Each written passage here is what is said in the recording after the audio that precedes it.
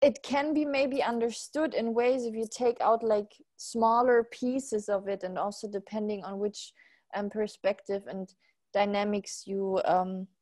observe. But I think it is so difficult to understand. I mean, it's global modernism in itself, like the term could create this intention that it is like something that can be understood as a single entity. But personally, I think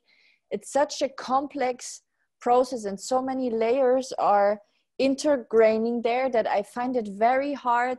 to understand such so many dynamics and so many things that play as a from like in a singularity. And also, I mean, I think this question can be seen from two sides, and also there I think it's not possible to see it like in a singular isolated perspective, because it also depends from which perspective someone observing it is coming from.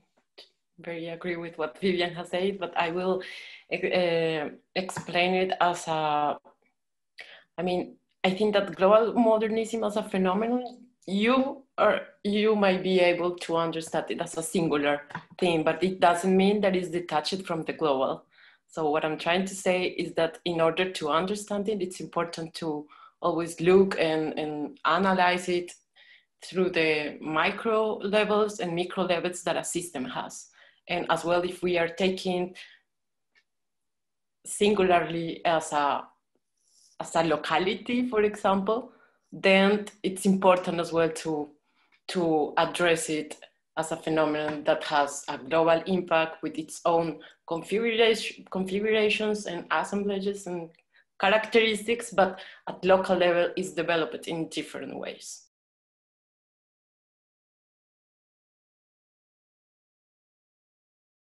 I can just observe it now from my practice, but in a way that the objects in itself that my work is dealing with is like the object in itself is not a focus point. There is no focus point on an initial object, but around the systems, the social systems around them. And so in this sense, for example, when it's about assembly lines and the production, let's say, as we had in our little performative exercise, when it is about a smartphone and the knowledge that we have about it when it comes how we interact with it, so our embodied, so also cultural knowledge, then of course it has a significant, the object, the cultural codes around the object somehow have a significance. But I wouldn't say that the object is playing the main role. Actually, it's more the other way around, that the processes around our behaviors, how we, if we want to consider us as material as well, human behaviors, that is maybe more where the significance, at least, The cultural significance of objects is relevant, but at a certain point, because in my practice, objects itself are not the protagonists of it, but rather I would take the body more as the protagonist one in my practice, which lead us to reflect and to understand as well, to explore our relationships and the associations that we have with our environment and with the object itself as well. But it's more like focused in the significance that we are given to our bodies and through our bodies.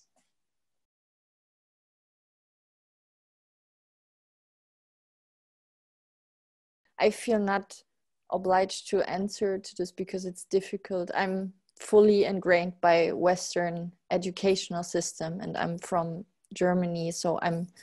I can't judge on. I mean, I'm coming from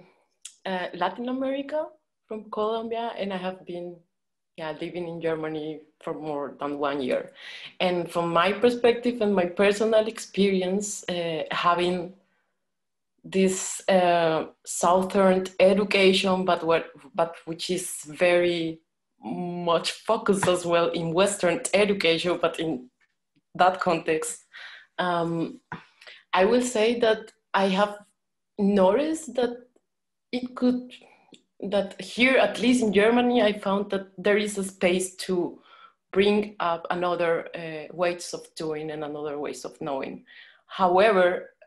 I have noticed this space just in a dialogue level, you know, and I am not, I think that I will not enter into how is the educational system here, because I don't have too much experience in it,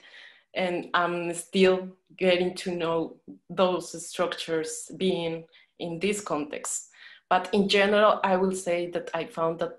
it might be, it is a possibility that this space can start to